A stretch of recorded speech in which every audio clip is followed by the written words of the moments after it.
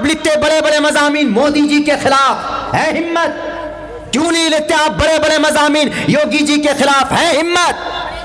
क्यों नहीं बोलते आप बाबरी मस्जिद पर, है हिम्मत? नहीं, घर में घुस जाएंगे। बात जब आ जाती है यहां पर मुस्लिम की, कलीमे की, इस्लाम के बीच में, बहुत अच्छा लगता है। इसको कहो जहन्नमी, इसको कहो कि मौलाना फला मकतबे फिक्र से हैं, मौलाना ने तो ये कह दिया, मौलाना आज से काफिर बन गए। बहुत आसान होता है। 35 करोड़ है देश में, यही ताकत है हमारी। ये लोग मुजरिम हैं जो कौम को मज़ामीन के जरिए से बांटना चाहते। उन लोगों को बोल रहा हूं जिन्होंने बड़ी मजमून लिखे, अगर इसी तरीके से अगर कौम को हमने बांटा, अगर इसी तरीके से हमने एक दूसरे के खिलाफ अगर मज़ामीन बाजी किए, सोशल मीडिया में फेसबुक के जरिए से वीडियो बाजी की, एक दूसरे पर तुहमत की बातें अगर हमने की, पहले उसको ट्राई करो, पहले उसकी हकीकत को पहुंचो। नहीं तो एक मुसलमान के ऊपर अगर कीचड़ उछाला जाता है तो टोटल मुसलमानों को उसको मिटाने के लिए आना चाहिए।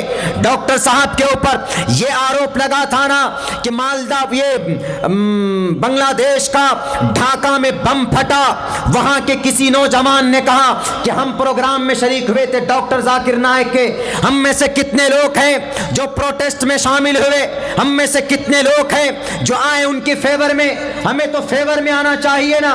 मेरे ऊपर लगा है फतवा हमारे बिरादरी के तरफ से कि मौलाना अब्दुल्ला आप डॉक्टर साहब की हिमायत में क्यों बोलते हो? मैंने कहा कि मैं समझता हूं कि डॉक्टर साहब राइट पर्सन, उनकी स्पीच, उनके तकारीर, उनकी मेहनत इस्लाम की एलाए कलिमतुल्लाह के लिए है। मुझे तुम्हारी धमकियों से, तुम्हारे बायकाट के ऐलान से मेरी जुबान को तुम नहीं रोक सकते हो। मैं बोलूंगा और मैं ये कहूंगा कि मेरे हिंदुस्तान के मुसलमानों, मैं नहीं कहता, किसी भी मकतबे फिक्र का नाम नहीं लेता, मैं किसी भी हनफियत का, शेरशाहवादी बिरादरी का, अहले हदीस का, जमात इस्लामी का, मैं तो ये कहता हूं कि खुदारा कलीमे की बुनियाद पर, कुरान की बुनियाद पर, शरीयत की बुनियाद पर एक प्लेटफॉर्म पर आकर लड़ने की जरूरत है। बताओ आरएसएस कितने प्लेटफॉर्म पर है? उनके 2 तंजीमें हैं, वो 2 प्लेटफॉर्म पर नहीं। उनके किसी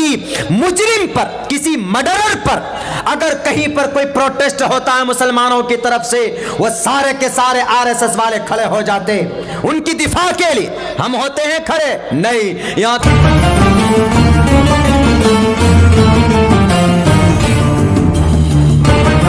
यकीनन वो इंसान दुनिया में भी कामयाब होगा और मरने के बाद भी कामयाबी उसकी कदम चूमेगी।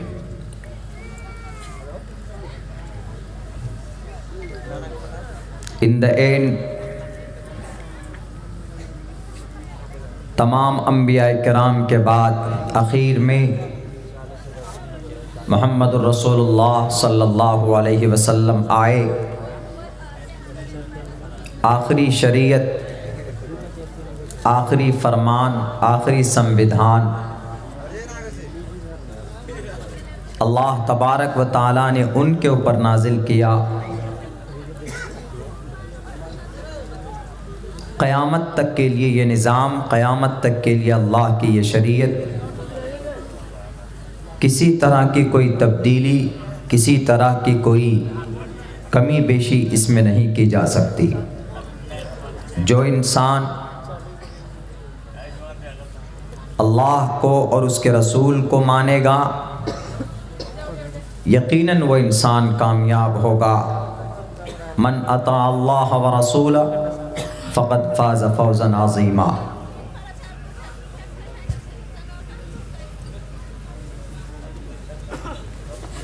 ये चीज़ें बाद में आती है। सबसे पहले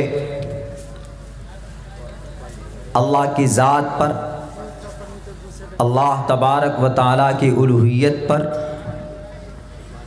उनके इलाह होने पर हमारा अक़ीदा और कॉन्सेप्ट, उसका मेयार कैसा है, वो मज़बूत होना चाहिए। उसके अंदर ज़र्रा बराबर भी कमी कोताही है तो आपका कोई भी अमल अल्लाह के नज़दीक काबिल कबूल नहीं। मेरे भाइयों, जितने भी मुसलमान हैं यकीनन सबका अक़ीदा तकरीबन अल्लाह के बारे में उनके एक होने का होता है। मगर इन्हीं मुसलमानों में कुछ लोग ऐसे भी होते हैं जो अपनी जहालत की वजह से और अपनी नाखानदगी की वजह से, कम इल्मी की वजह से या किसी की गलत समझाने बताने की वजह से वो दूसरे मिसअंडरस्टैंडिंग, मिसकंसेप्शन का वो शिकार हो जाता है, जो कि उसके लिए बहुत बड़ी हलाकत है। अल्हम्दुलिल्लाह यकीन के साथ हम ये बात कह सकते हैं कि हमारे इस सीमांचल के इस इलाक़े में वो तबका जिसका अक़ीदा कुरान और सुन्नत के मुताबिक अल्लाह के बारे में, ऐसे लोगों की तादाद ज़्यादा है, ज़्यादा नहीं बल्कि हम तो ये कहते हैं कि पूरी दुनिया में ज़्यादा होना चाहिए। जो फरमान नबी का है, अल्लाह के कुरान का कमान है, हमें उसको बिला शक व शुबा तस्लीम करना चाहिए, उन पर ईमान और आस्था रखना चाहिए। वह अलग बात है कि अल्लाह तबारक व तआला ने 10,500 साल पहले जब इस धरती पर सबसे पहले इंसान को पैदा किया तो उनके कोख से, उनकी औलाद में से दो तरह के लोग हो गए, कुछ आस्तिक और कुछ नास्तिक हो गए। कुछ अल्लाह को एक मानने वाले हुए, कुछ अल्लाह को अनेक मानने वाले हुए। इसी को आस्तिक और नास्तिक कहा जाता। और हम लोग अपनी शरई अल्फाज में इसी को मोमिन और इसी को काफिर और मुशरिक गर्दानते। जिस आदमी का अक़ीदा कुरान पर, शरीयत पर ना हो, किसी हदीस पर, किसी कुरान की आयत पर भी अगर उसको शक हो तो यकीनन वो मुसलमान नहीं है। या किसी अल्लाह का हुक्म हो कुरान में या उसके बारे में ज़र्रा बराबर उसको तरद्दुद हो या शक में हो, तो तब भी वह आदमी दायरे इस्लाम से खारिज हो जाता है। We are Muslim, we should to bow down. हमें अपने सर को खम कर देना है, तस्लीम करना है अल्लाह का जो ऑर्डर है, बस है, हमें मानना है, हमें उस पर अमल करना है, उसके पीछे नहीं पड़ना है। बहुत सारी ऐसी बातें होती है जिनकी कैफियत मजहूल होती है, लेकिन तब भी हम उस पर एतक़ाद और विश्वास रखते। जैसे वस्तवा अलल अर्श, अल्लाह तबारक व तआला अर्श पर बैठे हुए, कैफियत मजहूल है, क्या है? अल्लाह का हाथ, इन्न बत्श रब्बिका लशदीद, अल्लाह अपनी गिरफ्त में मजबूती के साथ जब पकड़ता है तो बड़ा सख्त होता है। तो समझाने के लिए मुफस्सिरीन, मुहद्दिसीन अल्फाज का इस्तेमाल समझाने के लिए अलग अंदाज में करते हैं, लेकिन जो ऑर्डर अल्लाह के तरफ से उसको मानना हमारे लिए ये ईमान का हिस्सा है। अगर कहीं पर कोई चीज़ मजहूल हो, कहीं पर कोई चीज़ गैर मारूफ हो, आप शक में हैं, तो अल्लाह का कुरान कहता फ़इन तनाज़अतुम फ़ी शैइन फरुद्दूहु इलल्लाहि वर रसूल। If you have any kind of doubt, अगर आपको कोई शक है किसी मसले पे, फ़इन तनाज़अतुम फ़ी शैइन, if you make noise between the human beings on the earth, you should to explain. فَإِن تَنَازَعْتُمْ فِي شَيْءٍ فَرُدُّوهُ, you turn and return فَرُدُّوهُ إِلَى اللَّهِ وَالرَّسُولِ, to Allah Almighty and His last Prophet Muhammad sallallahu alaihi wasallam. अगर आपको कोई शक है किसी मसले में तो आपको भटकने की ज़रूरत नहीं, आपके पास आपका कुरान मौजूद है, आपके पास अहादीस रसूल मौजूद है। आप देखिए वहां मिलेगा आपको। तब भी you are not able to understand that command of अल्लाह, आप कोशिश करते हैं तब भी आपको नहीं समझ में आता, तो हजरात उलमाए किराम मौजूद हैं जो कुरान और शरीयत के आलिम होते हैं, जो जानते एक एक लफ्ज़ की तहकीक करते हैं। आप उनके पास जाएं, वो आपको समझाएंगे, बताएंगे कि क्या चीज़। But you should to explain, you should to find out the truth, कि सच्चाई क्या है, हकीकत क्या है, आपको वो जानना है। कोई कुछ कह दे उसी को सर पर रखकर हम डांस नहीं कर सकते, घूम नहीं सकते। हमारी शरीयत वो है कि हर चीज की दलील मांगती। अल्लाह ने, उसके रसूल ने कहीं पर हमको लाचार और मजबूर नहीं किया है। हम मस्जिद जाते हैं, घर जाते हैं, सलाम करते हैं या कोई ऐसा काम करते हैं जो नेकी का हो, तो we have the Quran and hadith have the proof, उनके पास प्रूफ मौजूद। और दुनिया में मज़ाहिब हैं, उनके अंदर काम करता है कोई अपने धर्म और मजहब के ताल्लुक से, उनके पास प्रूफ नहीं होते, दलाइल नहीं होते। हमारे पास दलाइल होते। वो दलील क्या है? अल्लाह का कुरान है, अल्लाह के नबी की हदीस है। मुझे बहुत ख़ास बात कहनी, मुझे आज तकरीर नहीं करनी।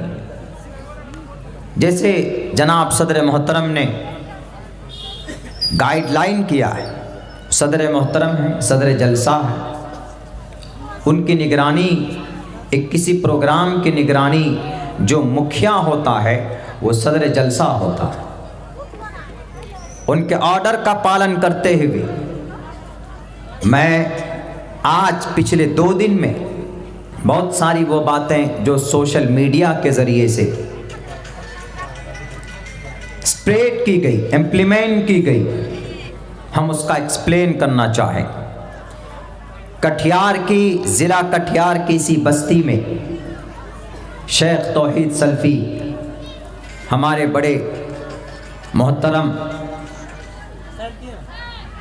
इनके कमान पे, इन्हीं के ऑर्डर पे और इन्हीं की दावत पर, यही वो स्टेज है अब से शायद 4 साल पहले मेरी हाजिरी हुई थी।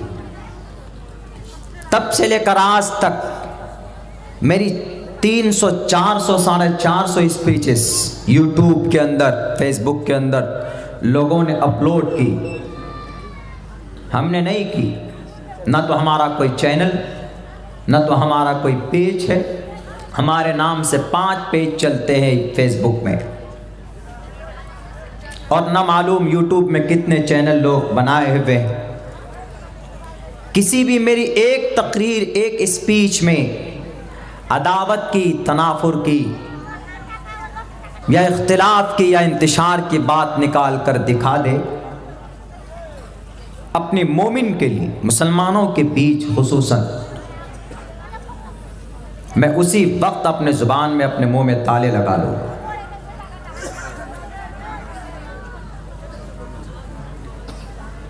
दो दिन से एक स्पीच हमारे पास भी भेजे गए। मैं 2 दिन लखनऊ उत्तर प्रदेश के सफ़र में था और आपको यकीन नहीं होगा, आज मैं इस सफ़र में 22.5 घंटे का सफ़र करके मैं यहाँ पहुँचा आपके प्रोग्राम।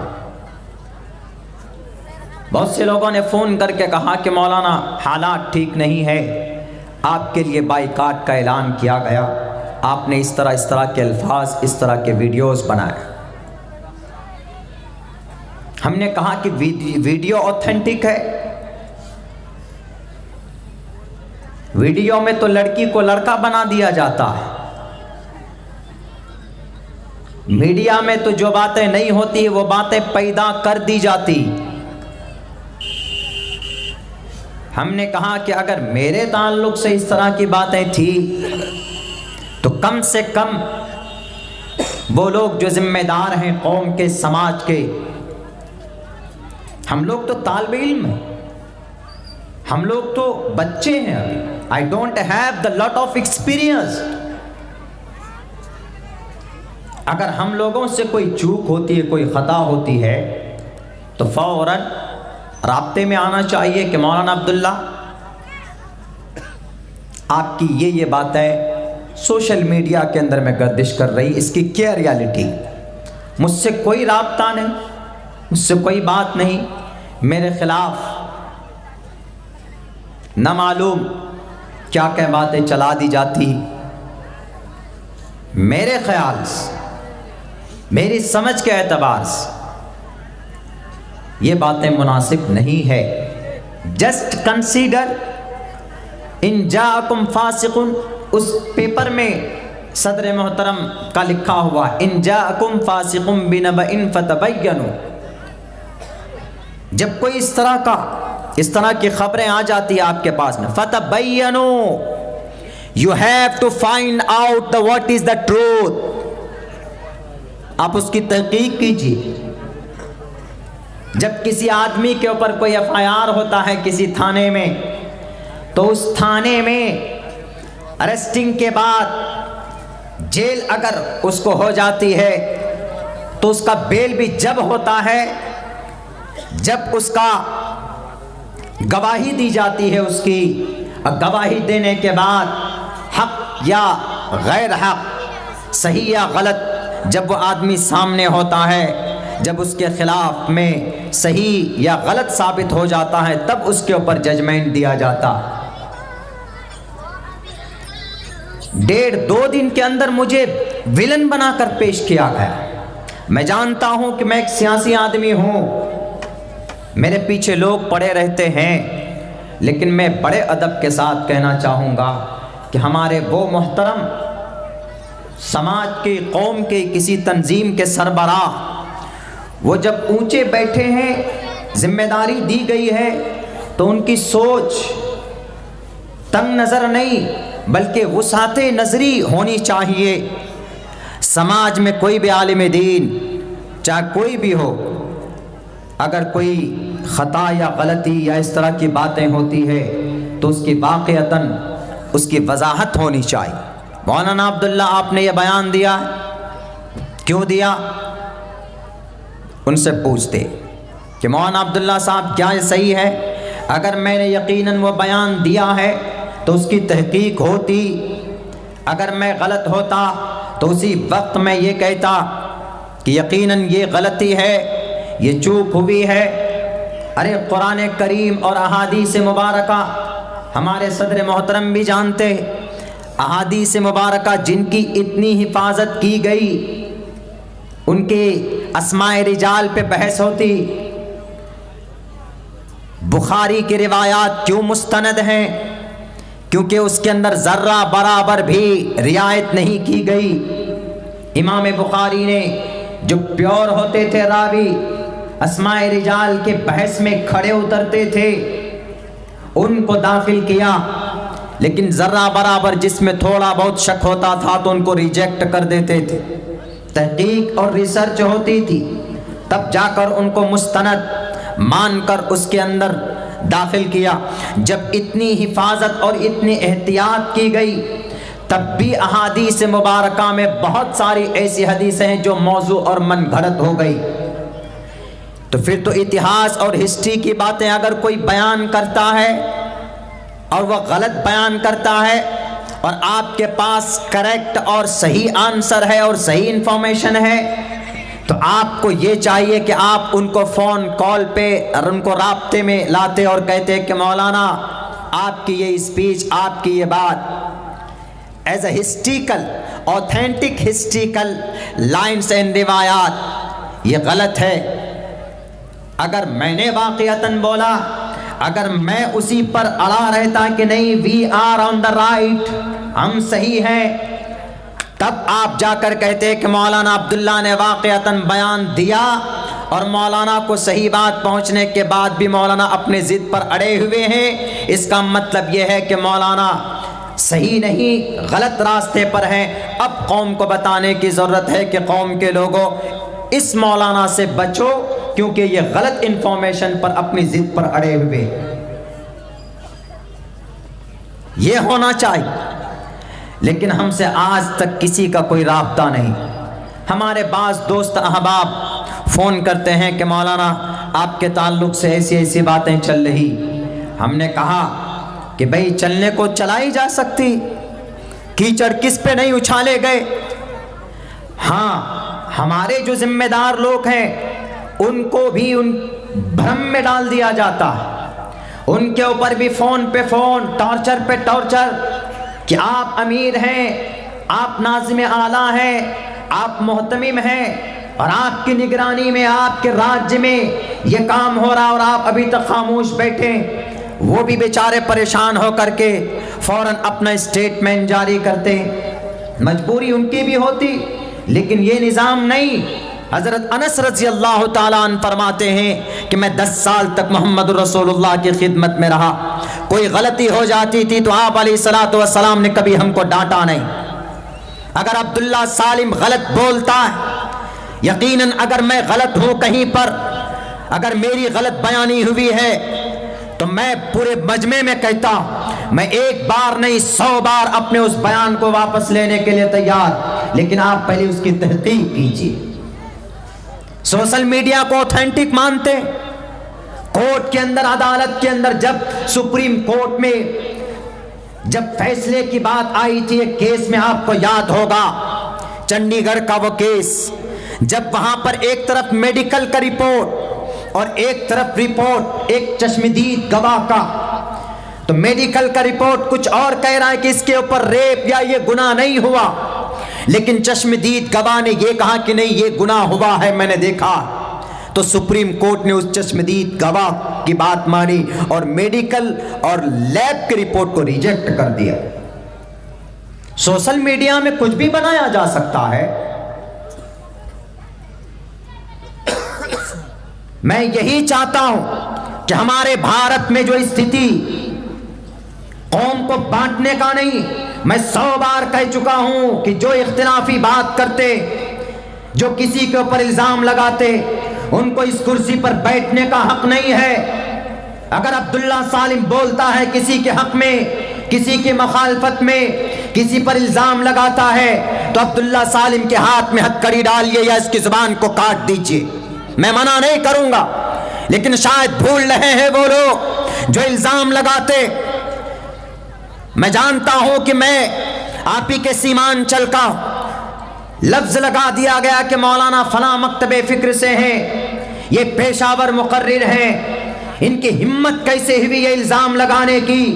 तुम शायद भूल गए, आपको मालूम नहीं है डॉक्टर जाकिर नाइक साहब जेल, अपने मुल्क से बाहर हैं, उनको जेल में डालने की कोशिश की गई।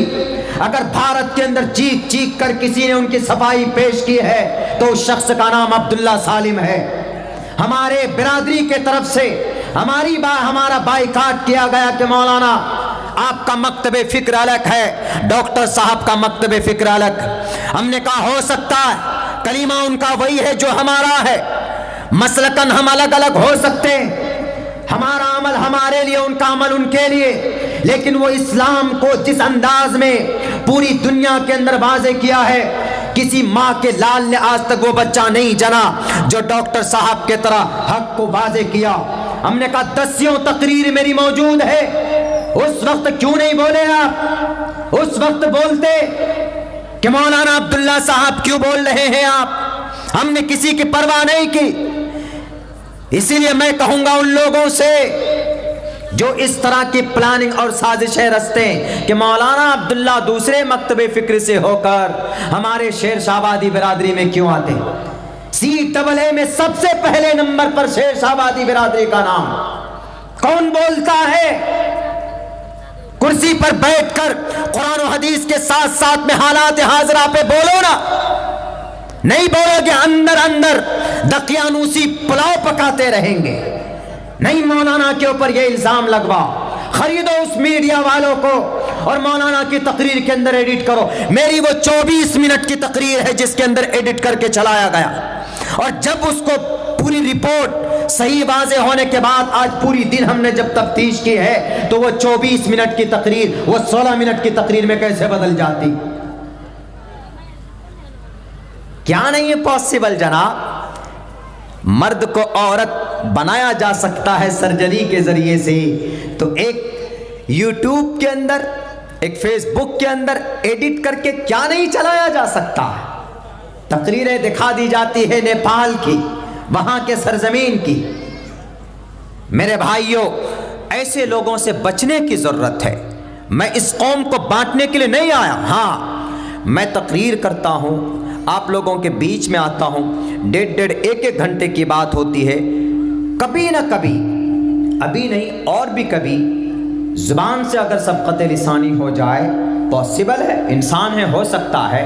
तो जो हमारे गाइडर हैं, सदर साहब हैं, जैसे हमारे तौहीद सल्फी साहब हैं, ये जानते हैं कि भाई मौलाना यहाँ पर चूक किए, तो इनकी अखलाकी फरीज़ा, ईमानी फरीज़ा, शरीफ फरीज़ा है कि मौलाना अब्दुल्ला आप यहाँ पर मिस्टेक किए हो। जो तरीक़ा रहा है, इंसान है, भूल हो जाती। अगर कभी कभी ऐसी बात हुई हो तो हमको, और लोग करते हैं अल्हम्दुलिल्लाह, वसाते नज़री के साथ करते हैं। तो बहरे कैफ लोगों ने इस वक्त एक साजिश रची।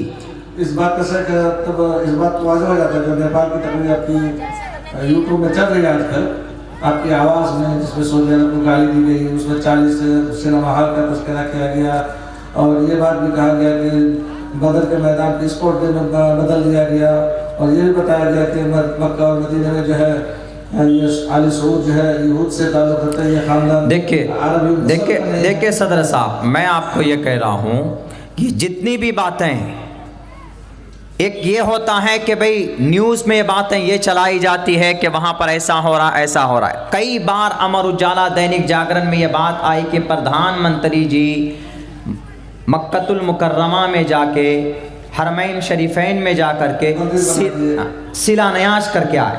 ये बात आई, हमने ये बात कही कि अगर ऐसा होता है वहाँ पे तो हम सब के लिए, मिल्लत इस्लामिया के लिए, अगर ऐसा होता है तो गलत बात नहीं होता है, हो भी नहीं सकता, इसलिए कि वहाँ जहाँ से शुरुआत हुई हमारे कुरान करीम की इम्प्लीमेंट ऑफ द इस्लाम, उसमें ये भी जिक्र है जो मैंने सुना है कि अगर मेरी बात गलत है तो 1 साल के अंदर तुम देख लेना। भाई एडिट करने के लिए ये सारी बातें क्या, शेख मोहतरम, इससे 2 गुनी ज़्यादा बातें एडिट करके चलाई जा सकती।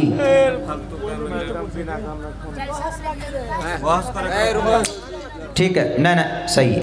देखो बाबू, गलत फहमी से देखिए, कफ़ा बिल मर्इ कज़िबन अन युहद्दिस बिकुल्लि मा समिया। सुनी सुनाई बातें ऐसी होती है कि जो लोग सुनकर बातें आगे चलाते हैं वो आदमी झूठा है। कफ़ा बिल मर्इ, for being, it is enough for being a liar to spread the messages whatever heard from the others without trying to know of the truth of it। हकीकत को जाने बगैर अगर कोई आदमी उसको आगे चलाता है तो बिल्कुल गलत और गलत। पूछिए उन लोगों से जिन लोगों ने स्टेटमेंट, कोई फेसबुक में आकर, हमारे बहुत सारे मोहतरम हैं, हमसे बड़े हैं, लेकिन हमको उम्मीद नहीं थी, मैं अगर किसी की मखालफत में बोलने पर आऊँ तो मुझे मेरी ज़ुबान को कोई नहीं रोक सकता। हमको बहुत से लोगों ने कहा कि मौलाना अब आपके ख़िलाफ़ तकरीरें होंगी। हमने कहा कि भाई अगर मैं मुजरिम हूँ तो तकरीर करने की ज़रूरत नहीं है, बल्कि बैन लगा दीजिए मेरे ऊपर, मैं नहीं करूँगा तकरीर। अगर मैं गलत हूँ मैं खुद सोचूंगा कि भाई मुझे मेरी गलती की सज़ा मिली, लेकिन अगर मैं सही हूँ, मेरे खिलाफ साजिश की गई, आपको तो हाथ कंधे से कंधा मिलाकर इस वक्त मेरा सपोर्ट ये करना चाहिए कि मौलाना क्या हकीकत है क्या गलत है। अगर हकीकत है तो मौलाना आप गलत है। हम किसी प्रोग्राम में स्टेज पे जाकर बोल देते कि मैंने जो बोला है वो बिल्कुल की सारी बातें गलत है, मैं अपनी बातों को वापस लेता हूँ। लेकिन अगर मैं ये साजिश हुई और मैं सही था तो आपको हमारी मदद करना चाहिए कि आपको अपनी ज़ुबान से भी कहना चाहिए कि मौलाना को फंसाने की साजिश की गई, की जा रही है, रची जा रही है। यह होना चाहिए। इसके बजाय जनाब पूरी के पूरे एकदम फेसबुक पे इतना बड़ा बड़ा वो मज़ामीन लिख रहे हैं। किसको गाली दे रहे हो जनाब, किसको बुरा भला कह रहे हैं हम? क्यों नहीं आप लिखते बड़े बड़े मज़ामीन मोदी जी के खिलाफ है हिम्मत? क्यों नहीं लिखते आप बड़े बड़े मज़ामीन योगी जी के खिलाफ है हिम्मत? क्यों नहीं बोलते आप बाबरी मस्जिद पर है हिम्मत? नहीं, घर में घुस जाएंगे। बात जब आ जाती है यहां पर मुस्लिम की, कलीमे की, इस्लाम के बीच में, बहुत अच्छा लगता है। इसको कहो जहन्नमी, इसको कहो कि मौलाना फला मकतबे फिक्र से हैं, मौलाना ने तो ये कह दिया, मौलाना आज से काफिर बन गए। बहुत आसान होता है।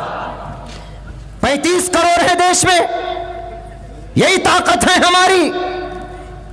यही लोग मुजरिम हैं जो कौम को मज़ामीन के जरिए से बांटना चाहते। उन लोगों को बोल रहा हूं जिन्होंने बड़ी मजमून लिखे, सदर मोहतरम को नहीं बोल रहा, उनको तो मजबूर किया गया, शेख मोहतरम को, जो हमारे जनाब सदर साहब है, सूबा बिहार के अमीर जमात अहले हदीस के, वो तो मुनज़्ज़म अंदाज में जो बातें लिखी है, जो उन्होंने उसमें एडिट करके चलाया गया, वो चीज़ें उन्होंने लोगों के सामने रखी। लेकिन उनके अलावा वो लोग जिनको अलिफ से लेकर या तक हुरूफ तहज्जी का पता नहीं, जिनको ए से लेकर जेड तक का मालूम नहीं, जिसके अंदर इस मुसलमानों को तबाह बर्बाद करने के लिए क्या प्लानिंग तैयार की जा रही उसको पता नहीं, बैठ जाते हैं जनाब फेसबुक यूनिवर्सिटी पे और बड़े मज़ामीन लिख लेते। हिम्मत तो लिख कर दिखाओ ना आरएसएस के खिलाफ, हिम्मत है तो लिख कर दिखाओ विश्व हिंद परिषद के खिलाफ।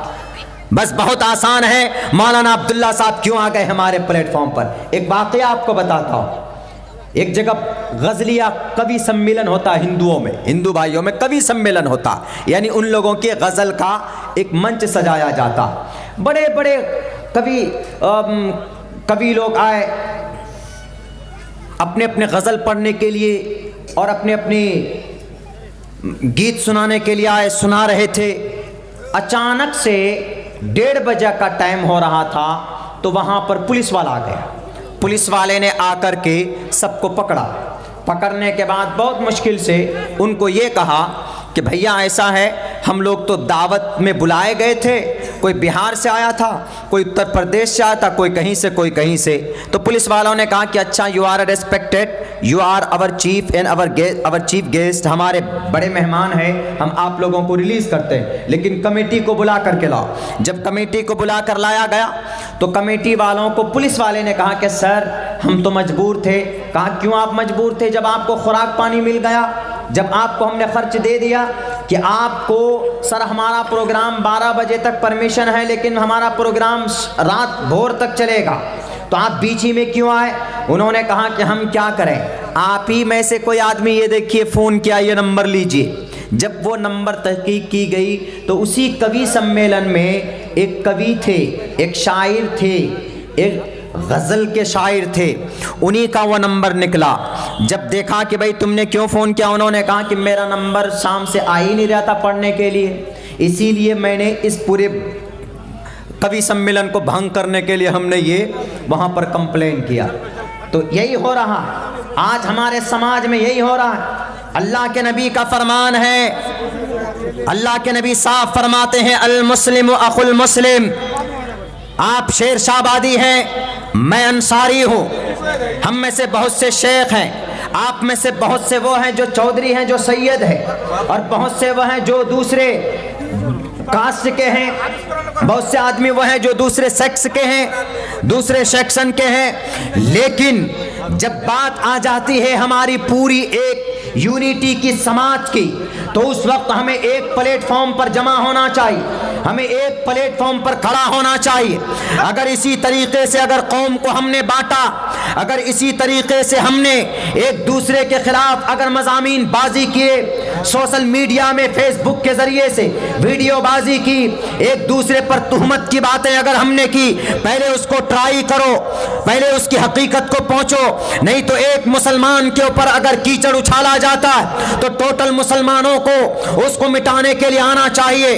डॉक्टर साहब के ऊपर ये आरोप लगा था ना कि मालदा, ये बांग्लादेश का ढाका में बम फटा, वहां के किसी नौजवान ने कहा कि हम प्रोग्राम में शरीक हुए थे डॉक्टर जाकिर नाइक के। हम में से कितने लोग हैं जो प्रोटेस्ट में शामिल हुए, हम में से कितने लोग हैं जो आए उनके फेवर में। हमें तो फेवर में आना चाहिए ना।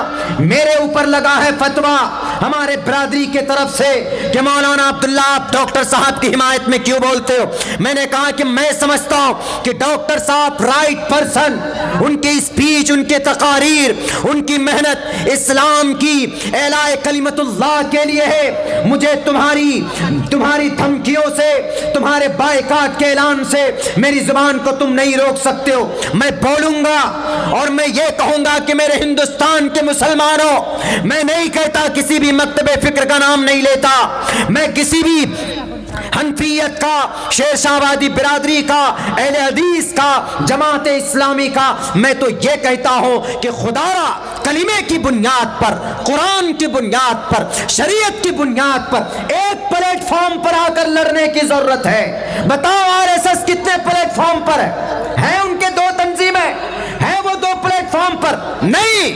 उनके किसी मुजरिम पर, किसी मर्डरर पर अगर कहीं पर कोई प्रोटेस्ट होता है मुसलमानों की तरफ से, वो सारे के सारे आरएसएस वाले खड़े हो जाते हैं उनकी दिफा के लिए। हम होते हैं खड़े? नहीं, यहां तो हमारे ही पैर खींचते कि मौलाना अब्दुल्ला क्यों स्टेज पर आ जाते हैं, मौलाना अब्दुल्ला को नीचे गिराओ। नहीं मेरे भाइयों, ऐसा नहीं होना चाहिए।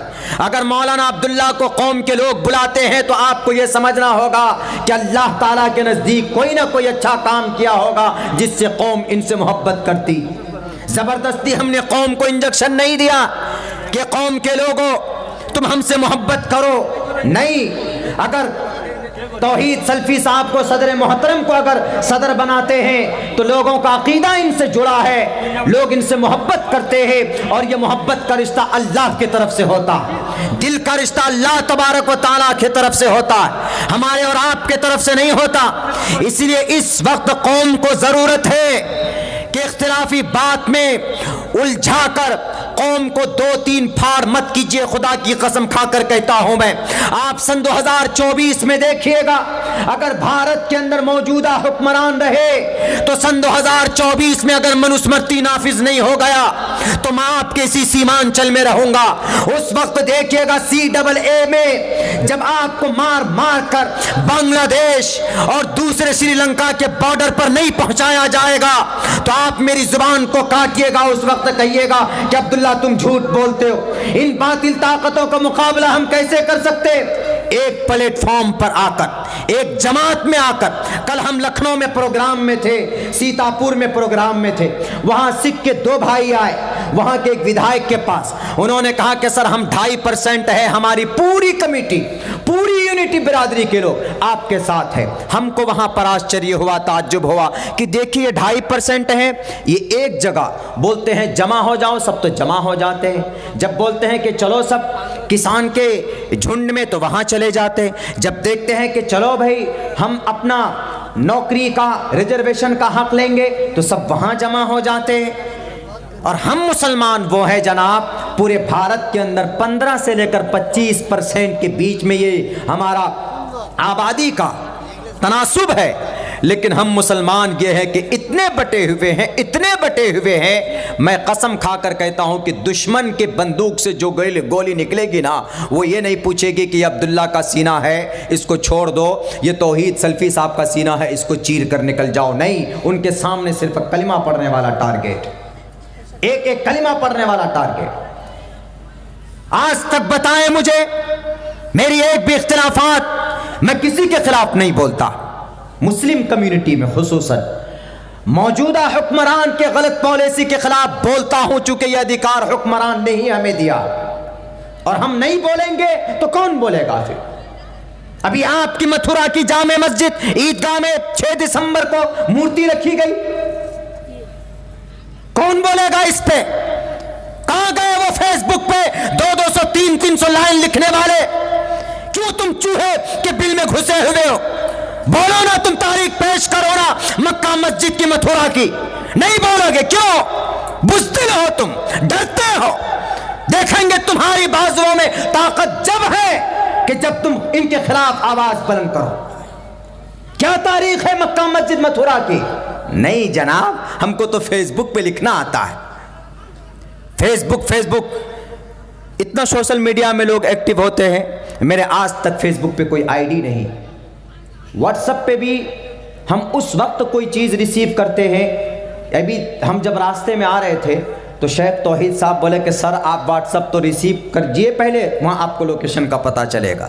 यानी हमको फेसबुक और व्हाट्सएप ये दो चीज़ से बहुत ज़्यादा एलर्जी, हम बहुत ज़्यादा एलर्जी। मथुरा की जामे मस्जिद, अब्दुल नबी Khan, he was a commander, Aurangzeb बादशाह, and he was purchased from the butchers। उन्होंने खरीदी, परचेज, ये लिखा हुआ है इतिहास में। लेकिन इस महीने की दिसंबर की 6 तारीख को जिसमें बाबरी मस्जिद शहीद की गई, वहां पर भी हमारे उत्तर प्रदेश के सीएम के सामने मूर्ति रखने की कोशिश की गई। जो 27 दिसंबर 1949 को बाबरी मस्जिद में मूर्ति रखी गई, ताला लग गया। कुछ ही साल बाद, 40 या 50 साल बाद कब्जा कर लिए वो। अब उनकी कोशिश, उनका टारगेट मथुरा की जामे मस्जिद, मथुरा का ईदगाह। कौन बोलेगा इन पर? इन पर बोलने के लिए तो जिगर में ताकत नहीं है। मौलाना अब्दुल्ला अगर कुछ बोलता है तो तुम्हारे खून खोलते। मौलाना अब्दुल्ला से जलन या हसद करने से कोई फायदा नहीं है। अगर तौहीद सल्फी साहब को, हमारे शेख मोहतरम सदर साहब को या हमारी सूबाई सदर साहब को अगर नाज़िम आला बनाया है किसी ने, तो अल्लाह के तरफ से होता है। ज़ालिक फ़ज़्लुल्लाह युअतीहि मन यशा व तुइज़्ज़ु मन तशा व तुज़िल्लु मन तशा। अल्लाह तबारक व तआला इज्जत देता है, वही जलील करता है। अल्लाह ही कुर्सी पर बैठाता है, वही जमीन पर बैठाता है। अगर अल्लाह ने हमको मकाम दिया है तो आपके पेट में दर्द नहीं होना चाहिए। आपको अगर मज़ामीन लिखने थे तो CAA के खिलाफ लिखते आप, जो कि संविधान के खिलाफ है। अगर आपको मज़ामीन लिखना था तो आप मथुरा की जामे मस्जिद और वहां की ईदगाह के ताल्लुक से आप लिखते पेजेस, बड़े बड़े 200 300 लाइन की आपने लिख करके हमारे फेसबुक पे, व्हाट्सएप पे भेजा। हमने तो आज उसका वही डिलीट कर दिया है। हमने कहा परेशान हो गया हूं अपने लोगों से। यकीनन इस कौम को तबाह किसने किया? अपनों ने किया तबाह। देख लीजिए, सिराजुद्दौला को अपनों ने तबाह किया, टीपू सुल्तान को अपनों ने तबाह किया, बड़े बड़े बहादुर शाह जफर को अपनों ने तबाह किया। और आज जो ये कौम तबाह होगी, सन 2024 में जब हिंदू राष्ट्र बनेगा तो कोई नहीं, हम और आप तबाह करने वाले। यही लोग तबाह करने वाले हैं जो फेसबुक के ऊपर 300-400 लाइन का पेजेस लिखते। बताओ तारीख। मथुरा की मक्का मस्जिद, वहां की जामे मस्जिद के अब्दुल नबी, वो थे कमांडर। 1660 और 61 के बीच में जामे मस्जिद बनाई, और जामे मस्जिद बनाने के लिए उन्होंने बाज़ाब्ता ज़मीन खरीदी। विकीपीडिया देख लीजिए आप, विकीपीडिया, इंसाइक्लोपीडिया देख लीजिए, इन सब वोल्क्सवैगन की इंसाइक्लोपीडिया देखिए, वहाँ पर यह बात लिखी हुई है कि उस मक्का मस्जिद को बनाने के लिए ही वॉज, कौन?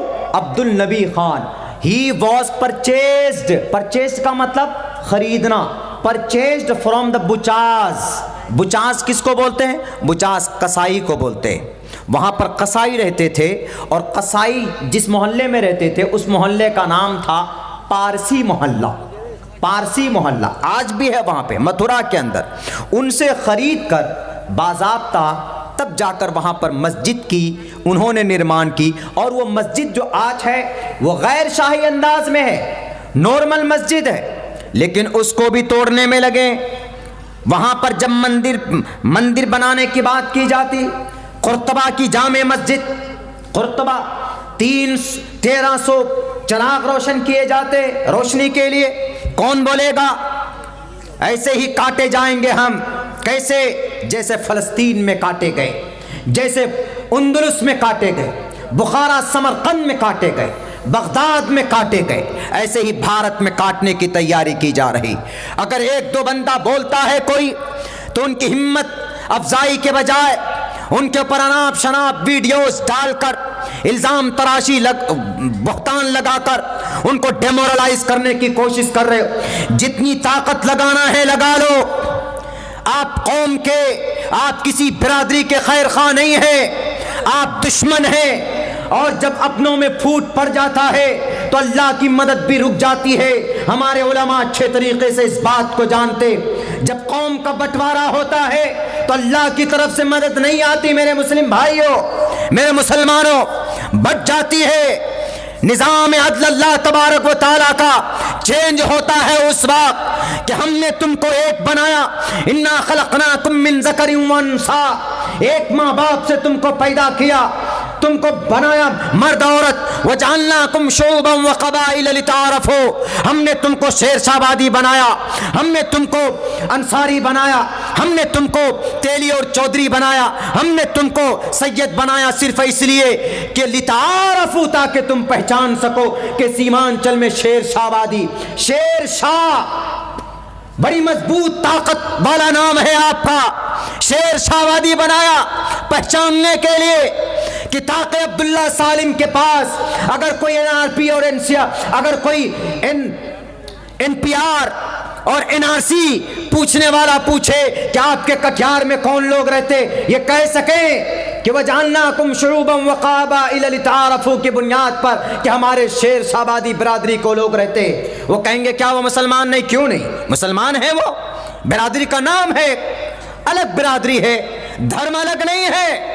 उनका भी कुरान वही है जो मेरा कुरान। ऐसा नहीं कि उनका कुरान अलग है और वसीम रिजवी के कुरान की तरह हो गया कि नहीं जनाब, शेरशाहबादी बिरादरियों का कुरान 30 पारे का है और अब्दुल्ला सालिम के पास जो कुरान है वो 40 पारों का है, 10 पारे लेकर छुपे हुए। ऐसा नहीं है, बल्कि सेम है। वजअलनाकुम शुअबन व क़बाइल लिताअरफ़ू, पहचानने के लिए, इंट्रोडक्शन के लिए, तारुफ के लिए। इसलिए चीज बंद कर दो, वरना खुदा की कसम दुश्मन मुंह फाड़े हुए खड़े हैं आपकी हड्डियां और गोश्त चबाने के लिए। चले जाइए आप एयरपोर्ट में, तशद्दुद की निगाह से आपको देखा जाता। चले जाइए आप रेलवे स्टेशन पे, ट्रेन पे, दाढ़ी और टोपी देखते ही आपको सीट नहीं मिलेगी। चले जाइए आप कहीं पर, मुसलमान नजर आया आपसे नफरतें होने लगती है लोगों को। कौन बनाया ऐसी स्थिति, क्यों आ गई? डॉक्टर जाकिर नायक साहब के माथे पर अभी तक ये धब्बा लगा हुआ है कि he was related to the any kind of terrorism. आज तक कोई बोलने वाला है उनके फेवर में? आपका यही भाई कम से कम 10 से 15 जगह स्पीच में बबांगे दुहल बोला। बोलना होता खिलाफ में तो बोल सकते थे हम, लेकिन क्यों नहीं है जरूरत बोलने की। अल्लाह के नबी ने कहा अल मुस्लिम व अखुल मुस्लिम। क्या मतलब है इसका अल मुस्लिम व अखुल मुस्लिम? कि एक मुसलमान दूसरे मुसलमान का भाई है। अल मुस्लिम का जसदिन वाहिदिन, एक मुसलमान बल्कि तमाम के तमाम मुसलमान एक जिस्म के मानिंद हैं। अगर अब्दुल्ला सालिम को तकलीफ पहुंचे या तौहीद सल्फी साहब को तकलीफ पहुंचे या हमारे सनाउल्लाह मदनी साहब को तकलीफ पहुंचे या किसी और आलिम दीन को या किसी आम मुस्लिम को तकलीफ पहुंचे, तो दूसरों को तकलीफ होना चाहिए कि नहीं भाई वो कैसे जेल चले गए, उन पर किसने हमला किया, फौरन बेचैन होना चाहिए। पूरी कौम के लोग एक जगह बैठकर जहां तक हो सके गौर फिक्र करना चाहिए कि इस समस्या से कैसे निकलें। हम लोग बैठे हुए हैं और सोच रहे हैं कि जनाब आएगा ऊपर से कोई मदद नहीं आने वाला। म्यांमार बर्मा में काट दिए गए 40,000 मुसलमान म्यांमार में आपके करीब में है, कोई मदद के लिए नहीं आया, बल्कि वहीं के लोग मुत्तहिद होते तो कुछ काम बन सकता था। हमारे इसी भारत के अंदर जब हम काटे जा रहे हैं ना, अभी कहाँ नहीं काटा जा रहा, काटे जा रहे हैं। हर 2 दिन में 3 दिन में खबर आती है कि तबरेज़ को मार दिया, मोहम्मद कासिम को गाय का इल्ज़ाम लगाकर गोधरा में मार दिया। कहाँ मारते हैं आप? पुलिस लॉकअप में मारते हैं और क्या कहते हैं कि टोटी से लटक कर खुदकुशी कर ली। हरिद्वार में भड़कीले भाषण दिए गए मुसलमानों के खिलाफ, उन पर कार्रवाई नहीं होगी। क्यों? क्योंकि उनके मिनिस्ट्री के तरफ से, उनके गवर्नमेंट के तरफ से कुछ लोगों को छोड़ दिया गया है। भड़काऊ भाषण देने पर वो देंगे, उन पर FIR भी नहीं होगा। अगर आप कुरान की बात करोगे तो आप पर FIR हो जाता। अपनी जान हथेली पर रखकर हम बोलते हैं, हमारे वक्ता बोलते हैं, अगर उनसे कहीं पर चूक गलती हो जाती है तो मैं कहूंगा अपने जिम्मेदारों से अदब के साथ कि उनको आवाम में मत लाइए, उनको बिठाइए। गलती करते हैं अपने रूम में बिठाइए, अपने कुतुबखाने में बिठाइए और उनको कहिए कि आपने ये बयान किया है, आपका ये बयान बिल्कुल गलत है, कुरान और हदीस के खिलाफ, कुरान और सुन्नत के खिलाफ। अगर वो वहां पे झगड़ा करते हैं तो आवामी तौर पर फिर इन्फॉर्म कीजिए कि अब्दुल्ला सालिम साहब ऐसे, इनका अकीदा ये है, ये कुरान और हदीस के खिलाफ बयान करते हैं, मन घड़त बातें बयान करते हैं, इसलिए अब्दुल्ला सालिम साहब को प्रोग्रामों में बुलाकर अपने अकीदे को ख़राब मत करो। आज तक बताइए, मैं 4 साल से इस सीमांचल का हिस्सा हूं, मैं सीमांचल का नागरिक हूं। मैं, जो लोग बाहर से हमको बदनाम करने की कोशिश कर रहे हैं ना, अल्लाह तबारक व तआला तुम्हारे नापाक इरादे में तुमको कामयाब नहीं करेगा। अगर यकीनन मेरी नीयत खराब है तो अल्लाह खुद मुझे तबाह करेगा। Deeds will be judged by the intention. लेकिन अगर तुम्हारी नीयत खराब है, हसद और अदावत की बुनियाद पर तुमने ये चाल चला है, तो अल्लाह तबारक व तआला तुम्हें गारत करेगा। अला लानतुल्लाहि अलल काज़िबीन। जहां तक मेरी कोशिश होती है कि मैं इस कौम को जोड़ूं, मैं मिलाऊं, मेरी इख्तिलाफी बात कहीं नहीं होती है मेरे भाइयों। मैं यहाँ, हमारे सारे यूट्यूब के साथी मौजूद, आप भी मौजूद है, बताइए कि अब्दुल्ला साहब ने कभी अकीदे के ताल्लुक से कोई गलत बात कही? कभी अब्दुल्ला सालिम ने किसी मकतबे फिक्र के खिलाफ कुछ अल्फाज, 1-2 शब्द बोले हैं? कैसे मैं अपनी जुबान को खोल सकता हूं? अगर मैं बोला हूं तो तहकीक कीजिए, इन्वेस्टिगेशन हो, तब जाकर आगे बात कीजिए, आगे कदम बढ़ाने की जरूरत। हमारे अगर शोलांगेज तो बोलते हैं, शोलांगेज का मतलब क्या होता है? देखिए, मुकर्रिरीन के तकरीर करने के अंदाज अलग अलग होते हैं। कुछ लोग बोलते बोलते आते हैं, उनका लय वो इस तरह हो जाते हैं कि जज्बात में आते हैं, आवाम के जैसे वो चाहते हैं कि भाई उनकी एक आदत होती है, उनकी एक फितरत होती है उस नेचर में तकरीर करने की, तो वो करते हैं। हाँ, हो सकता है कहीं पर अगर कोई बात, अगर 1-2 वर्ड अगर गलत बोल दिए, तो जो होते हैं उस प्रोग्राम के जिम्मेदार, उनको अधिकार, अथॉरिटी है, वो कागज़ में फ़ौरन लिखेंगे, अब्दुल्ला शेख आपने ये बयान किया, इसकी दलील I want to the some evidence and proof, आप दीजिए। अब उनकी जिम्मेदारी है, दें वो, नहीं तो कहाँ से बयान किया। तो इसीलिए मेरे भाइयों, मैं जो प्रोपेगेंडा, जो साजिशें अभी चलाई जा रही है, बिल्कुल बेबुनियाद नहीं होना चाहिए। इससे पहले भी हमारे ख़िलाफ़ फर्जी फेसबुक में हमारी पर्सनल घरेलू मैटर को लेकर कुछ लोग आए और उसने चैलेंज किया, मौलाना इफ़ यू आर राइट, अगर आप सही हो तो आप अपनी वाइफ को लेकर के जजमेंट दीजिए, स्टेटमेंट दीजिए। हमने फ़ौरन स्टेटमेंट दिलवाया ताकि मौलाना साहब के चरित्र बर्बाद हो, और मौलाना जो हमारे पीछे लगे हैं, हमारी जो काले चिट्ठे को वाशिगाफ कर रहे हैं, लोग मौलाना से मुतनफ़िर हो जाएं और हम अपने मकसद में कामयाब हो जाएं। कुछ लोग इसी उसमें लगे हुए। और हमारे मीडिया वाले भाई से कहूँगा, इन्नमल आमालु बिन्नियात, बुखारी की सबसे पहली हदीस इमाम बुखारी लाए। क्यों? बताने के लिए कि कोई भी काम करो, नमाज पढ़ो, रोज़ा रखो, अहादीस का ज़ख़ीरा जमा करो, कुरान की तफसीर करो, नीयत अगर सही नहीं है तो कुछ भी नहीं। आप मेहनत करते हैं, दूर से आते हैं, प्रोग्राम कवर करते हैं, तो सिर्फ इस नीयत से कीजिए कि आप उस प्रोग्राम को रिकॉर्ड करके दूसरे भाइयों तक पहुंचाएंगे, जो कुरान और हदीस के, कुरान और सुन्नत की जो अच्छी बातें हैं वो दूसरों को भी सुनने को मिलेगा आपके माध्यम से।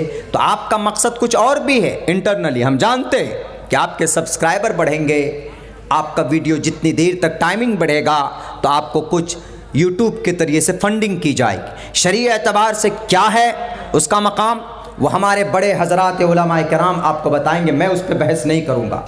लेकिन अगर आप नीयत वो करते हैं, अच्छी नीयत के साथ काम करते हैं, तो हो सकता है कि ये चीज़ आपके लिए बाइस सवाब। लेकिन अगर आप एडिटिंग करके, कभी हमने देखा भी वसीम रिजवी के ख़िलाफ़ हम बोले थे, वो थंबनेल में ऐसा लगा दिया, तो भाई साहब हमारे वो कोई थे, हमने उनको कहा बेचारे ने रिमूव भी किया। वो थंबनेल के अंदर में मर्द के शर्मगाह को, यानी वो जो खतना किया हुआ और विदाउट खतना किया हुआ डाल दिया उसमें। अब बताइए, वो सार्वजनिक चीज़ है, आप थंबनेल ऐसा डाल रहे हो कि लोग फट से देखेंगे, हमारा व्यूज़ बढ़ जाएगा। व्यूज़ से आपका पैसा नहीं बढ़ता है। वीडियो कितना टाइम चला आपका, उससे आपके अकाउंट में, गूगल एड्स अकाउंट के अंदर में आपकी फंडिंग होती, कितने एड्स दिए जाते, कितना टाइम आपके चैनल में कोई वीडियो चलता है वो देखा जाता है। बहुत सा आदमी ऐसा होता है कि जैसे फौरन क्लिक किया, देखा कि कुछ गलत चीज़ है, 2-3 सेकंड में नहीं सुनता, फट से डिसलाइक कर देता है। तो डिसलाइक और लाइक वीडियो की क्वालिटी को बयान करता है। मेरे भाइयों, अगर मुझे पॉपुलर होना होता, अगर मुझे अपने आप को ऊपर ले जाना होता, तो हम 5-6 साल से इस फील्ड में है, हम खिलाफ तकरीर करते। बहुत सारे ऐसे मकतबे फ़िक्र हैं जिनके अकायद सही नहीं, हम उनके खिलाफ करते। लेकिन हाँ, जब हम बात करते हैं उनसे, जब ज़रूरत पड़ती है तो हम बात करते हैं उनके बीच में जाकर, उनसे जाकर कुरानी दलाइल पेश करते। लेकिन आवाम को नहीं, आवाम में जो कुरान का सही पैगाम है, अहादीस का जो सही पैगाम है, हम उन तक रखने की कोशिश करते हैं कि आपको भी ज़रूरत है कि आप भी देखिए। तो मेरे भाइयों, चूँकि मैं बहुत ज़्यादा थका हुआ हूँ, एनर्जी आई, चूँकि सदर मोहतरम ने पहले ही हमने उनको शेख मोहतरम को सलाम किया, लेकिन उनका मूड हमने ऑफ देखा तो हम समझ गए कि भाई शेख मोहतरम हमारे नाराज़ हैं सदर साहब। बहरे कैफ किसी आदमी को हो सकता है, इस तरह के जब बातें किसी की तरफ से मंसूब की जाए तो वो गुस्सा नेचुरली बात है। हमारे लिए भी अगर कोई इस तरह करता, हम अगर उनकी जगह पर होते तो हमारे भी मिजाज बदले हुए होते। लेकिन ये सारी चीज़ें ताल्लुक़ रखती है इन्वेस्टिगेशन से, तहकीक से। इसकी तहकीक हो, जाँच हो। अगर वाक़ईतन मैं मुजरिम हूँ तो इतना बड़ा बोर्ड लगा दीजिए, मौलाना अब्दुल्ला सालिम साहब from today will be boycott कर दिया जाए। मैं एक्सेप्ट करने के लिए तैयार, लेकिन नहीं, तहकीक कीजिए अगर वाक़ईतन वो बातें क्या है, क्या रियलिटी है, क्या ट्रूथ है, तो मैं समझता हूँ कि इंशाअल्लाह मैं बिल्कुल क्लीन और पवित्र और पाक पवित्र होकर उन तमाम के तमाम खुराफात और उन तमाम के तमाम इल्ज़ाम और बहतान से निकलूँगा। भाई गवर्नमेंट है, वो मुख्तार है। हमारे भारत के अंदर भी हर किसी की सिक्योरिटी की बात होती, वो किसी भी तंजीम के ऊपर पाबंदी लगा सकते हैं। हम भारत में भी लगा सकते, भारत वाले भी लगा सकते। सिक्योरिटी का मसला होता है, नेशनल सिक्योरिटी का मसला होता है। तो बहरे कैफ इस तरह की बातें नहीं होनी चाहिए। समाज को बांटने की बातें मेरे भाइयों नहीं होनी चाहिए। हमें यूनिटी बना के रखना है, हमें मुत्तहिद होकर रहना। वरना जैसे 1924 के अंदर जैसे ही कुछ लोग थे ऐसे जो जिनको देख करके बातिल ताकतें लरसती थी, उसी तरह के अफराद अल्लाह तबारक व तआला दुनिया में भेज दे ताकि इन बातिलों का, इन खुराफातियों का, इन तशद्दुद परस्तों का, जिनका मिशन है इस देश के अंदर हमें गाजर मूली की तरह काटने की, हमें पीसने की, इनका मुकाबला कर सके।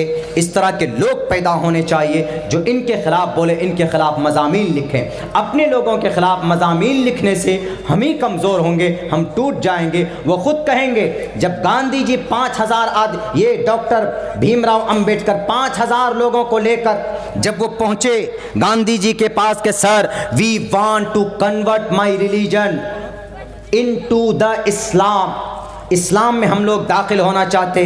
तो गांधी जी ने कहा कि कौन सी बिरादरी में जाओगे, शेरशाबादी में जाओगे कि अंसारी में जाओ? देखिए कहा कि वो तो अलग अलग होते हैं, उनकी मस्जिद अलग होती है, उनकी अलग होती है। पूर्वज ने किसी ज़माने में अलग अलग खुराफाती तंजीमें बनाए, वो नहीं बनाना चाहिए, लेकिन उनके इस तरह के ऑर्गेनाइजेशंस बनाने की वजह से, खुराफाती अकीदा पैदा करने की वजह से दो दो तीन तीन जगहों में लोग बट गए और 5000 लोग जो डॉक्टर भीमराव अंबेडकर के साथ आ रहे थे इस्लाम कबूल करने के लिए, उन्होंने कहा कि अच्छा यहाँ पर भी तो 33 करोड़ भगवान है, ईश्वर है, परमात्मा है, इनसे तो हम बचने के लिए निकल रहे थे। देख लीजिए आप, आर्य समाज, जैन, बुद्धिस्ट, सिख, ये लोग हिंदू धर्म से क्यों निकले?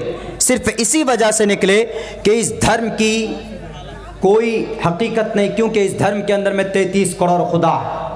इन्हीं चीज को उनके दिमाग में ये चीज नहीं बैठी तो फौरन उन्होंने फैसला किया कि हमको एक ईश्वर के तरफ जाना है, हमको या तो एक ईश्वर को मानना है या हमको ईश्वर मानना ही नहीं।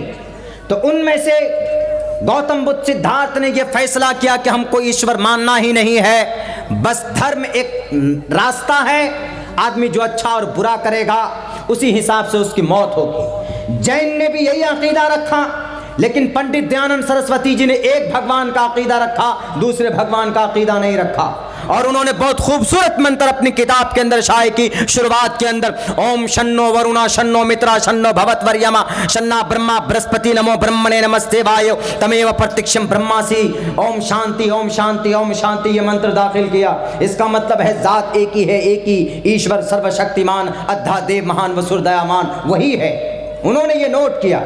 उसके बाद जनाब सिख परिवार में गुरु नानक जब आए, उन्होंने कहा कि हम 33 करोड़ खुदा को नहीं मानेंगे, यहाँ पर भी इंतशार है, उधर का भगवान अलग, उधर का भगवान अलग, उधर का मंदिर उनका, इधर का मंदिर इन लोगों का, उस मोहल्ले की मंदिर अलग अलग है, इसीलिए हम अलग बनाना चाहते।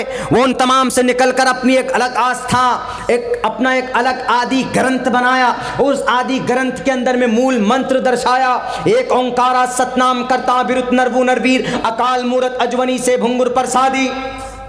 मतलब एक ही जात है, ओंकार है, जिसकी कोई बॉडी नहीं, जिसका कोई जिस्म नहीं है, हमेशा से है। अकाल मूरत हमेशा से है। हुवल अव्वलु वल आखिरु वल ज़ाहिरु वल बातिन, हमेशा से है, हमेशा रहेगा।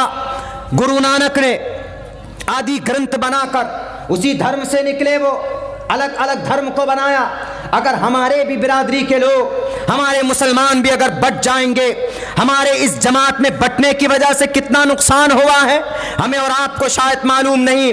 इसीलिए मैं उन मुकर्रिरीन से गुजारिश करूंगा, उन वक्ता से गुजारिश करूंगा, उन खुतबा से गुजारिश करूंगा जो कुर्सी पर बैठकर इख्तिलाफी बातें करते हैं, जो कुर्सी पर बैठकर कौम को बांटने की बातें करते हैं। रही बात जो सही मसला कुरान की रोशनी में, अहादीस की रोशनी में है, वो दो टोक लफ्जों में बयान होना चाहिए। वो बयान कीजिए कि सही मसला ये है, सही अकीदा ये है, बयान कीजिए, जरूरत है बयान करने की, लेकिन लोगों को एक दूसरे पर कीचड़ उछाल कर बांटने की कोशिश मत कीजिए। ज्यादा दिन तक आपकी ये दुकान नहीं चलेगी। जो लोग दुकान चलाना चाहते हैं उनकी दुकान ज्यादा दिन तक नहीं चलेगी, उनका पोल खुलकर सामने आएगा।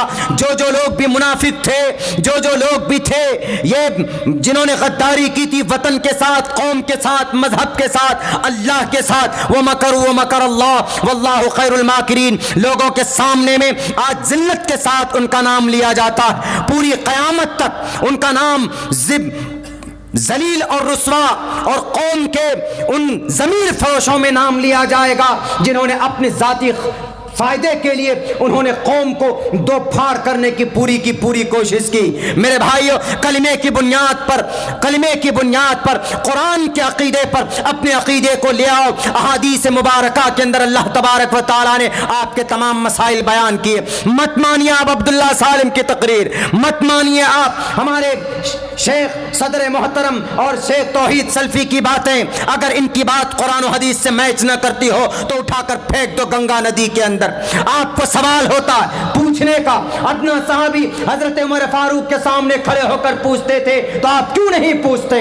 आपको भी पूछना चाहिए कि अब्दुल्ला सालिम साहब, आप हमारे इस सवाल का जवाब दीजिए। आपसे मैं सवाल करता हूं, नबी का ये फरमान, कुरान का ये फरमान, आपके बयान के अंदर में ये बातें तजाद पाई जाती। आप सवाल कीजिए, लेकिन इसको सोशल मीडिया में डालने से पहले उसको परखिए, उसको पूछिए, उसकी तहकीक कीजिए। जब खुलकर सामने आ जाए तब जाकर उसको एक्सप्लेन कीजिए, लोगों के अंदर उसकी नश्र इशाअत की कोशिश की जाए, उससे पहले नहीं। ऐसा रहा है सहाबाए किराम के जमाने में, एक मौके पर हजरत अब्बास रजी अल्लाह तआला अन्हु की पूरा वाकया है कि उनके परनाले को उमर फारूक ने उठाकर फेंक दिया था। तो हजरत अब्बास ने मुकदमा दायर कर दिया काजी की अदालत में। हजरत उमर फारूक बुलाए जाते, हजरत उमर फारूक से पूछा जाता है कि आपने इनके परनाले को क्यों उखाड़ कर फेंका? उमर फारूक ने कहा कि पानी गिरता था मस्जिद नबवी में। हजरत अब्बास ने कहा कि जज साहब, ए काजी इस्लाम, जस्टिस ऑफ इस्लाम, मैंने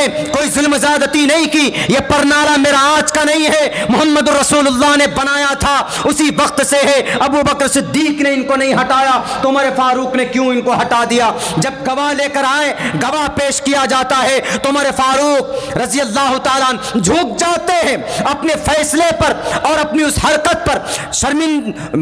शर्मिंदगी होती है, उनको पछतावा होता है, फिर फौरन जाकर खड़े होकर उस परनाले को वहीं पर सेट कर देते हैं। तो हक गोई की ताकत पैदा करें। अगर जो बात हक है उनको एक्सेप्ट कीजिए, जो बात गलत है उनको पूछने की कोशिश कीजिए, सवाल करने की कोशिश कीजिए कि मौलाना अब्दुल्ला साहब, आपकी ये बात गलत है, आपकी ये बात कुरान और हदीस के खिलाफ है। अगर मैं आता हूं आपके मंच में, आपका नहीं, इस्लाम का ये मंच है। मुझसे पूछा पटना के अंदर एक बहुत बड़े प्रोफेसर ने कि मौलाना अब्दुल्ला साहब, आप कौन से मुसलमान हैं? आप कौन से मुसलमान? आप फलां मकतबे फिक्र से हैं कि फलां मकतबे फिक्र से? हमने कहा कि मैं इस्लाम मकतबे फिक्र से हूं, मैं मुसलमान। उन्होंने कहा कि ऐसा नहीं हो सकता, आपसे डिबेट जब भी होगा जब आप अपने मकतबे फिक्र का, आप अपनी तंजीम का नाम बताएं। हमने कहा हमारी तंजीम का नाम इस्लाम। उन्होंने कहा क्यों? हमने कहा अल्लाह ने कुरान में कहा इन्नद्दीन इंदल्लाहिल इस्लाम।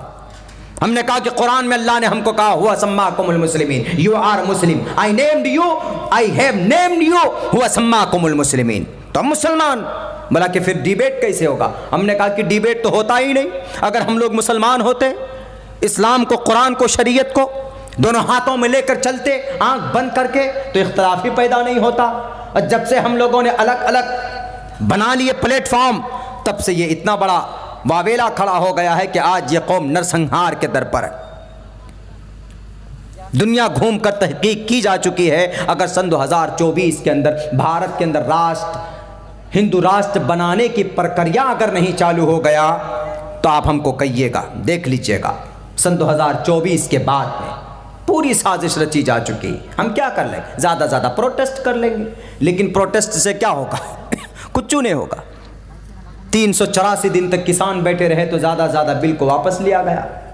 हम 103 दिन तक बैठे रहे तो NRC CAA तो वापस हुआ ही नहीं। अभी देख लीजिएगा कि 2 महीने के अंदर में NRC को इम्प्लीमेंट किया जा चुका है। किधर? राजस्थान में NRCAA के ज़रिए में बहुत सारे नागरिकों को लिया गया। सबको लिया गया तो मुसलमानों को क्यों नहीं लिया गया? किसी भी दुनिया के विद्वान से पूछ लीजिए, कानूनदां से पूछ लीजिए कि CAA सिटीजन अमेंडमेंट एक्ट जो बना है, क्या असंविधानिक है कि संविधानिक है? सब कोई आंख बंद करके कहेगा कि ये असंविधानिक है। क्या कर लिया हमने? कुछ नहीं। आप चीखते रहिए, मर जाएंगे, पिट जाएंगे, लुट जाएंगे, कोई नहीं आएगा। लेकिन अगर एक प्लेटफॉर्म पर हम जमा होंगे, तो जब 384 दिन खड़े होकर जब सारे लोग थे वहाँ पर, किसान लोग तो बिल को वापस किया जा सकता है अगर ये 35 करोड़ मुसलमान सरकार की गलत नीति के खिलाफ एक प्लेटफॉर्म पर आ जाएंगे। हमें नहीं पैसे की ज़रूरत, फंडिंग की ज़रूरत। किसी उद्योगपति के अगर एक रुपए मुसलमान जमा करेगा तो एक दिन में 35 करोड़ जमा होगा। हम भारत के अंदर में बड़े से बड़ी यूनिवर्सिटी बना सकते हैं, कॉलेजेस बना सकते हैं, मदरसे बना सकते हैं, मस्जिद बना सकते हैं। जब 35 करोड़ मुसलमान एक प्लेटफॉर्म पर जमा होकर जब सरकार की गलत नीति के खिलाफ बात करेंगे तो उनके दादा परनाना को उनको बिल वापस लेना होगा। हमारा शाहीन बाग क्यों नहीं कामयाब हुआ? क्योंकि हम मुसलमान खुद बटे हुए थे, अलग अलग थे। कुछ ही 124 शहरों में शाहीन बाग हुआ। 124 नहीं, 150 शहरों में होना चाहिए था शाहीन बाग, और सबको आना चाहिए था। टोपी वाले, पगड़ी वाले, चूँकि CAA ये नहीं कहेगा कि शेरशाबादी को CAA इम्प्लीमेंट होगा इनके ऊपर और अंसारी पर नहीं होगा, चौधरी पर नहीं होगा, सब पर होगा। कलमा पढ़ने वाले सब पर होगा जनाब। NRC में नाम छटा तो दूसरा ऑप्शन CAA पे जाना आपका लाजमी है। CAA में नाम, NRC में नाम नहीं तो CAA पे आपका नाम आएगा। NRC का मतलब नेशनल रजिस्टर में आपका नाम नहीं है तो क्या करोगे? जब आदमी का नाम भारत में, आपका नाम राशन कार्ड में नहीं होता है तो कहाँ जाते हैं आप? राशन कार्ड में नाम जोड़ने के लिए ब्लॉक जाते हैं, मेंबर के पास जाते हैं, डीलर साहब के पास जाते हैं। नाम नहीं है तो जोड़ने के लिए प्रक्रिया होता है। जैसे अभी वोटर लिस्ट में नाम जोड़ने के लिए प्रक्रिया चालू है। हमारा नाम NRC में नहीं है तो जनाब कोई प्रक्रिया होना चाहिए ना नेशनल रजिस्टर में नाम दर्ज करने के लिए। हम अगर यहाँ पर 50 साल से रह रहे नहीं है, NRC में नाम नहीं आया, गलती हो गई,